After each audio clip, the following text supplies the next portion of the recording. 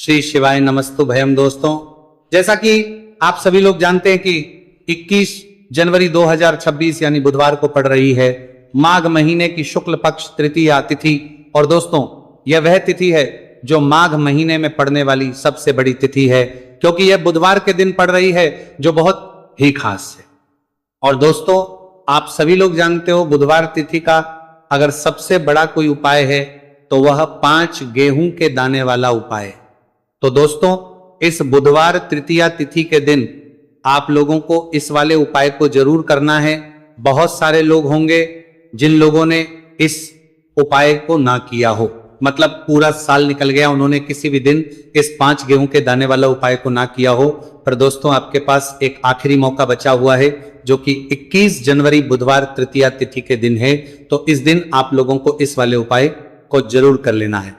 भले ही आपने पूरे साल भर इस उपाय को किया हो, पर अगर आपने इस माघ महीने के बुधवार तृतीया तिथि के दिन अगर इस वाले उपाय को कर लिया तो आपको इस उपाय को करने का वो फल मिलेगा जिसकी आपने कभी कल्पना भी नहीं करी होगी। इसीलिए आप लोग इस वाले उपाय को एक बार जरूर कर लेना, ताकि आप लोगों के हाथ से यह मौका ना जा सके और आपको इस उपाय को करने का फल मिल सके।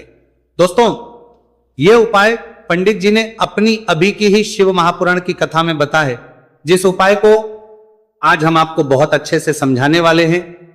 इस वीडियो को देखने के बाद इस उपाय को समझने के लिए आपको कोई और वीडियो को देखने की जरूरत नहीं पड़ेगी।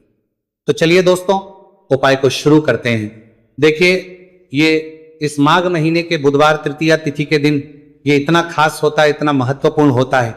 देखा गया है कभी कभी बड़े बड़े पूजा पाठ अनुष्ठान से जो मनोकामना पूर्ण नहीं होते, वो माघ महीने के बुधवार तृतीया तिथि के दिन एक छोटे से उपाय करने से ही आपकी मनोकामना पूर्ण हो जाती है।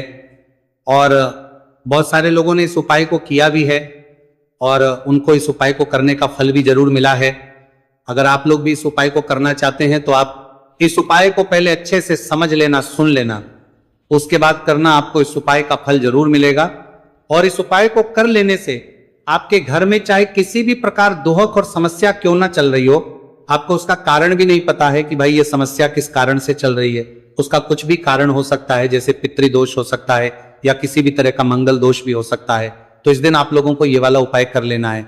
ये एक ऐसा उपाय है जिस उपाय को अगर किसी विशेष दिन पर किया जाए तो भाई उस विशेष दिन का जो है वह तो हमें मिलता ही मिलता है। पर हमने उस दिन पर इस 5 गेहूं के दाने वाला उपाय को किया है तो हमें उससे भी बड़ा फल मिलता है, और फल बहुत जल्दी मिलता है, क्योंकि आप इस उपाय को बहुत ही बड़े और विशेष दिन पर कर रहे हो। तो चलिए अब उपाय के बारे में बात करते हैं, लेकिन उससे पहले आप लोगों को यह जानना आवश्यक है कि आखिर यह उपाय किस समय करना है, किसको करना है और कैसे करना है। तो चलिए हम आगे आपको वीडियो में एक एक करके बता देते हैं। लेकिन उससे पहले अगर आप लोग हमारे चैनल पर नए हैं तो हमारे चैनल को सब्सक्राइब कर लेना, इस वीडियो को लाइक करके कमेंट बॉक्स में श्री शिवाय नमस्तु भयम ओम नमः शिवाय जरूर टाइप कर देना। तो दोस्तों, इस 5 गेहूं के दाने वाला उपाय को हमें इस बुधवार तृतीया तिथि के दिन कैसे करना है, किसको करना है, किस समय करना है और कहां पर करना है, ये सारे सवालों के जवाब आपको इस वीडियो में मिल जाएंगे। और जो ये वीडियो देखेगा भाई, उसको 5 गेहूं के दाने वाला उपाय जरूर करना चाहिए, क्योंकि इस दिन 5 गेहूं के दाने का भी ही बड़ा और विशेष महत्व होता है। और जब बात आ जाए 5 गेहूं के दाने की, तो यह सोने पर सुहागा वाली बात हो जाती है, और यह एक बहुत ही बड़ा उपाय हो जाता है इस बुधवार तृतीया तिथि का। तो अब दोस्तों, इस 5 गेहूं के दाने वाला उपाय को आखिर करना किसको है, सबसे पहले हम लोग वो बात जान लेते हैं।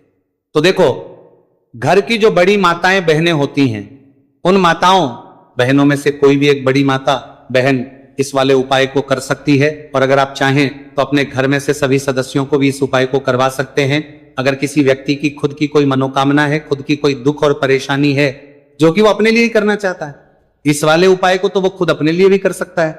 बाकी अगर कोई घर में से ऐसा है जो कि अपने पूरे घर परिवार की सुख और शांति के लिए ये वाला उपाय करना चाहता है, तो भाई वो भी कर सकता है, उसमें भी कोई दिक्कत वाली बात नहीं है।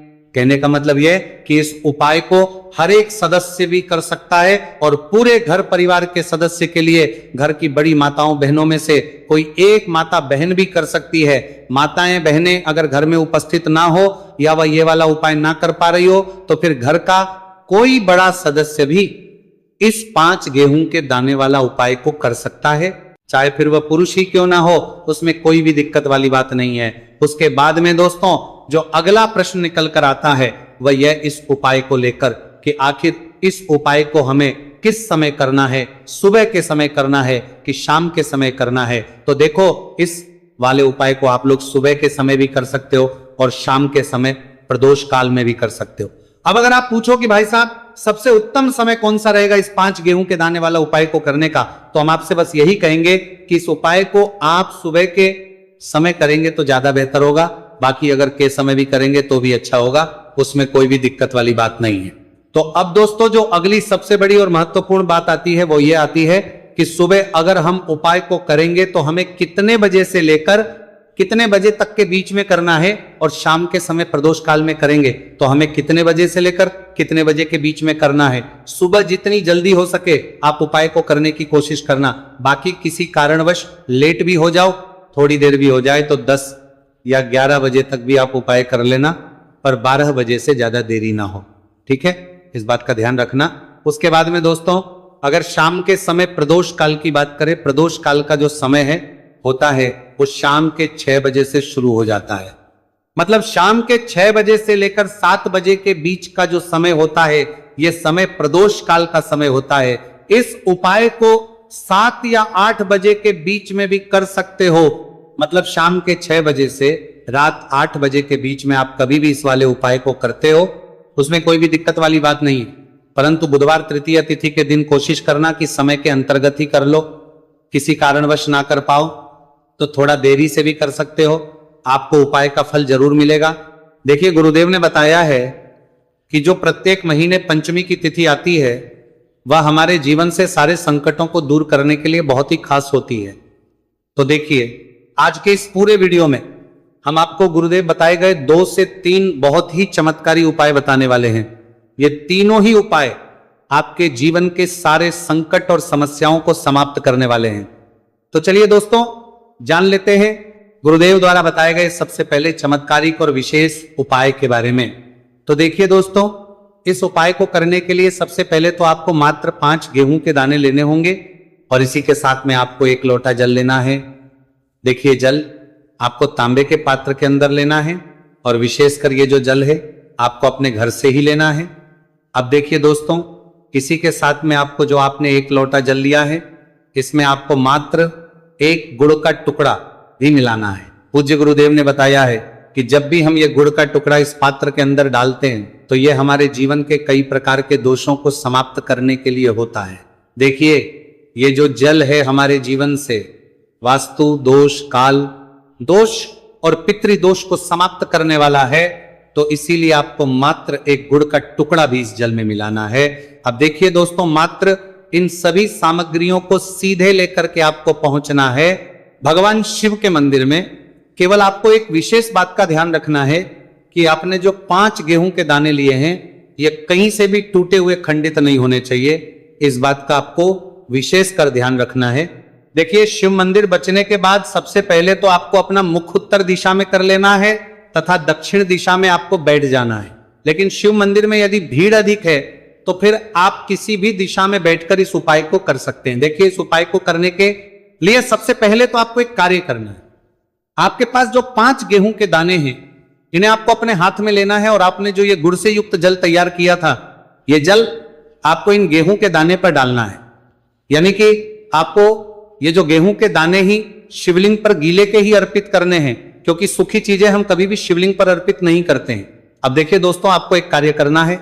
आपके पास 5 गेहूं के दाने हैं तो इनमें से आपको 4 गेहूं के दाने अलग कर लेने हैं और ये जो 4 गेहूं के दाने हैं इन्हें आपको एक साथ शिवलिंग पर जहां श्री गणेश जी का स्थान होता है, यानी कि शिवलिंग के सीधी तरफ जहां पर गणेश जी विराजमान होते हैं वहां पर आपको 4 गेहूं के दाने अर्पित कर देने हैं और आपको श्री शिवाय नमस्तुभयम या फिर ओम नमः शिवाय इस मंत्र का कम से कम 11 बार जाप कर लेना है।